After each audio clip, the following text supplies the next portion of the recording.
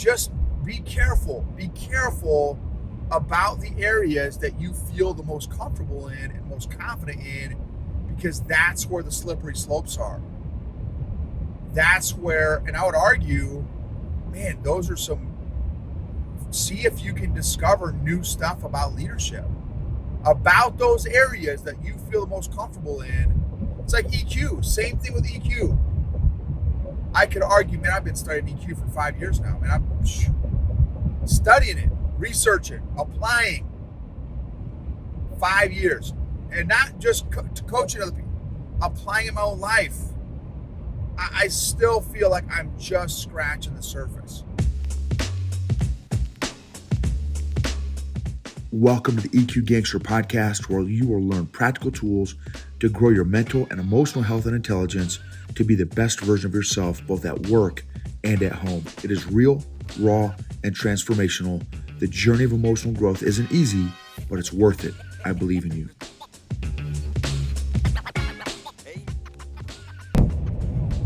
EQ Gangsters.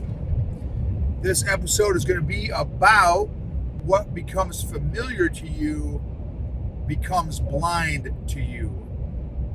What becomes familiar to you becomes blind to you. So how can we see or find nuance, detail, newness, beauty, brilliance in the familiar and the mundane? I am thankful for struggle. I am thankful for hardship. I am thankful for coaching. I am thankful for feedback. I just got done rolling at Combat Base in Sulphur Springs, Texas. Highly recommend. Super dudes. Super folks. Again, the head professor is Professor Shane. He's a black belt. His son, Aaron, is also a black belt. Both of them are animals. I just rolled with the son. And yeah, it was it was awesome. And, you know, the previous episode, I talked a little bit about getting feedback, and, you know, he was coaching me. And again, check this out. So I've been rolling, again, 7.5 years. So I have a decent understanding of jiu-jitsu, which is decent is a very, very broad term. Because I really don't feel like it. Performance-wise, again, my defense, I'm very, very confident in my defense. I have lots of room to grow in my defense, but I'm confident. Yeah, you know, again, I feel like it's a purple belt level defense. But that's about the only thing I feel is a purple belt level. Maybe one other area. Well, anyway, as I'm rolling, Shane, the head professor, is, you know, he's watched a couple of my rolls and stuff. And it's just fascinating because, you know, he's an encyclopedia of jits knowledge. So, like, in every position that I'm at, he sees 5 or 10 different moves that I can do. Whereas I'm just trying to maintain the position. There's no deep, you know, Albert Einstein going on upstairs. It's how do I maintain and maybe, you know, move the position up another notch. But he's got 5 or 10 things that he can do. So as he's watching me, he's like, okay, try this. And I'm trying to, like, man, that was fun. Because this one particular move, I was in side control. For anybody that's listening to this and does jiu-jitsu, I was in side control. So I'm in a top position, kind of I'm perpendicular to them, kind of laying over their chest, so to speak, and which is called side control. And he's like, okay, this is the move that I showed you on Thursday, which he did. But I'm like, dude, I've got like 3 gerbils, and all 3 gerbils are focused on where I'm at right now. I don't have 3 more gerbils that are thinking about future moves. I'm all 3 of mine are totally engaged right now. And so he's like, okay, take your knee out, put it on their chest. I'm like, okay, got it. So I'm of course I'm trying to do that too, because it's the application is different than just, oh, stick it here, because your opponent is still fighting. And so I finally get, and my opponent is this young, strong kid who, yeah, very strong. So anyway, I put my knee on his chest. He's like, okay, now work your knee through their right arm, their near arm, and near side arm. And so boom, I was able to do it. I'm like, it's coaching, y'all. Coaching and feedback. I'm like, that's beautiful. Number 1, I would have never seen it. Number 2, I would have never, well, in fact, I tried it. I'm like, I was trying just to stick my knee through his arm. I'm like, there's no way for me to do it. It just, because the way his arm was, it was already, the triangle had closed of the window of me being able to stick my knee through. He's like, no, put your knee on his chest and then bring your knee down. I'm like, that little detail. Again, I've been doing this 7.5 years, and I feel like a white belt with this professor. He just knows so much, but it's awesome. Like, I love learning. And so boom, I got his arm. I did, switched my leg control that was controlling his near side arm. And anyway, and then I forgot the rest of the move, legit. But he walked me through that. Then doing another roll with another guy. He's like, dude, you had this particular choke 3 different times and you missed it. I'm like, professor, I don't even know what choke you're talking about. He showed me, and it's a lapel choke, and I've never messed with lapels ever. So, and their whole school does. So every guy I roll with, not everyone, but 40% of the folks I roll with today all did lapel stuff, which is great because I'm not familiar with lapels. So it's another level of defense. It's whole nother ball game. So it was awesome. And just, again, just getting that feedback was phenomenal. So again, the nuance and the mundane and the familiar. Well, I have been doing this particular, my little routine, my little jiu-jitsu routine, my game, for probably 3 or 4 years. Because the first 3 years, you don't have a game. You're just trying to figure out what on earth, how to tie your belt, basically, right? And so the next, so about 3 years in is when I started kind of to develop a game.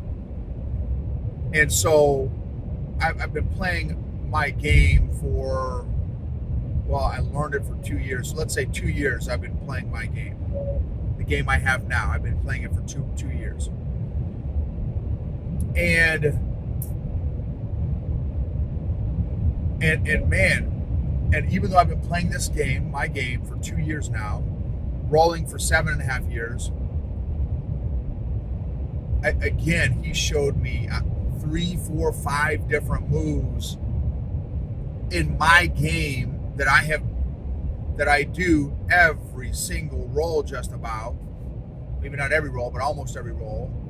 So I've got, easy math. I've got hundreds and hundreds of reps, probably close to 800 to 1,000 reps. No, I'd say maybe 1,000 to 1,500 reps, because I did 830 rolls last year. I did 700 rolls before that. Before that, I did another 700 or 800 rolls. So, yeah, easily 1,000 to 1,500 reps doing my game. And I still did not see any of the stuff that he showed me before until he showed me. So again, last episode I talked about, the complacency that happens with leadership, that the seductive nature of time in leadership, that we can get seduced to thinking, I know, dude, hey, Shane, you can't teach me anything, bro. I know my game. I know all there is to know about my game. and in about 5 minutes, he's like, okay, here's 5 new things you could do. It's like, right? So just be careful. Be careful about the areas that you feel the most comfortable in and most confident in, because that's where the slippery slopes are. That's where, and I would argue, man, those are see if you can discover new stuff about leadership, about those areas that you feel the most comfortable in. It's like EQ, same thing with EQ. I could argue, man, I've been studying EQ for 5 years now, man. I'm studying it, researching, applying. 5 years. And not just coaching other people, applying in my own life. I still feel like I'm just scratching the surface. So make a list of the areas that I do this exercise with executives, leaders. Make a list of all the areas that you think you know the most about. And, maybe leadership is one of those. But now let's try to start developing some mastery here, some nuance, some awareness. What aspects of leadership do you think you know the most about? Are you self-aware enough to even know the areas within leadership that you're good at and that you're not good at? And if you say, no, well, I'm good at all leadership, I would say, check yourself before you wreck yourself. So that's why in jiu-jitsu, I want to keep a white belt mentality. My belt holds up my pants. It's the black belt that I roll with. I think he was a first or second degree black belt. The son, Professor Shane's son, is like a first or second degree black belt. Looks like he's 30, maybe 35. I don't know. It's unbelievable the layers to jiu-jitsu. He played with me. And now he's jacked. So let's say he's 35, jacked, and maybe, I don't know how much he weighed, 200 pounds, and just absolutely played. And I've got him by 50, 60 pounds, and he just, like, he could have been watching TV, he could have been reading a newspaper, he could have been playing Angry Birds while I was rolling with him. There are layers to this game, y'all. So what layers of leadership have yet to be discovered in your own life? What layers of leadership, what layers of awareness do you not have? A lot of the leaders that I work with think that they are more aware than they actually are. How can you find the beauty, the details, the brilliance in the familiar, in what you think you already know, in what you think you're already good at? What else is there to discover? What else is there to learn? That's why I love jiu-jitsu, because it's immediate feedback. It's immediate feedback. You know exactly how well you're doing at any given moment. I know when I'm in a dangerous position. Check this out. This is something I tried today. Okay, I've got, again, pretty solid defense today. Rolling with, a couple white belts, purple belt, blue belt, a couple purple belts, black belt. And my defense was pretty solid on everybody, minus the black belt. And my mindset was, okay, I was not in any, for most of the time, I wasn't in any compromising position that I was almost a tap or almost get submitted. So I'm like, okay, let them get me into deeper waters and more compromising positions, and then see if I can get out of them. So I would take down my first level defense, maybe even take down my second level defense, and let them get to like real close to a submission, and then see if I can work out of it from there. So when is the last time you've challenged yourself? How have you challenged yourself? How can you step up your leadership to the next level? How can you step up your awareness? How can you step up your self-management?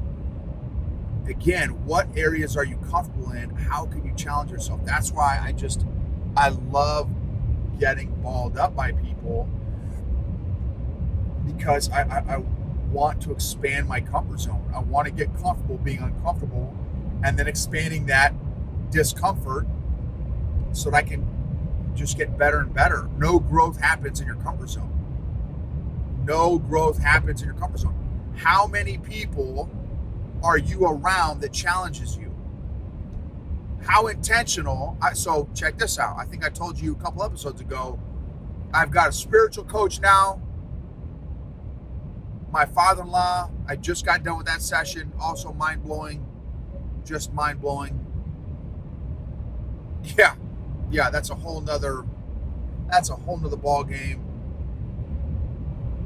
Yeah, that's a whole nother ball game. And I'm getting coached monthly now by another high-speed, awesome coach. So I'm super stoked about that. Obviously, do jiu-jitsu. So how can you I'm challenging myself. I'm leaning into my depression, my weaknesses, I'm leaning into it. I want to lean into that stuff. How can I put in force multipliers to force me out of my comfort zone and grow? I'm bringing questions. I've got questions for my jiu-jitsu folks. I got questions for my spiritual coach now. I have questions from my personal executive leadership coach. I'm hungry, y'all. I'm hungry. Got to change. Stay hungry. Stay curious. Love you all.